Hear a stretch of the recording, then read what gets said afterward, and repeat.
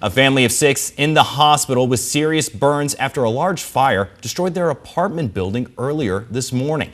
It happened near Dobson and Baseline Roads, displacing more than 30 people, with many having to evacuate.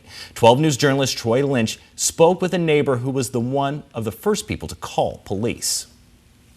I saw the fire and then I called to 911. Around 2 a.m., Jill looked out her front window, seeing her neighbor's building in flames. Suddenly the fire was so fast that it spread it to the next unit and next unit and next unit. From this video, you can see the fire starting in this apartment of the 8-unit building off of Dobson and Baseline Road. It hit a common space in the attic, and we had to put up our aerials and deck guns to flow heavy water to put the whole thing out.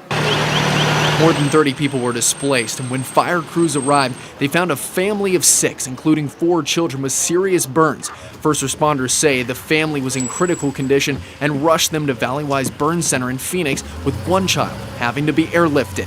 Fire officials say they had to be very aggressive to stabilize this fire. With something like this and a dynamic scene, it took a little bit of time to get the initial fire under control, and then it took several hours to ensure that everything was put out so there was no danger to the adjacent units. A lot of firefighters came here. They were doing a great job, but unfortunately what happened, that happened. Jill is recovering from an ankle injury and had to be carried out by firefighters during the evacuation. It was very scary because it happened just in seconds, not in minutes, just in seconds. The people who were displaced were taken to a nearby junior high school and were assisted by the American Red Cross, who is now working on relocating the people that lived in the building that is now a total loss.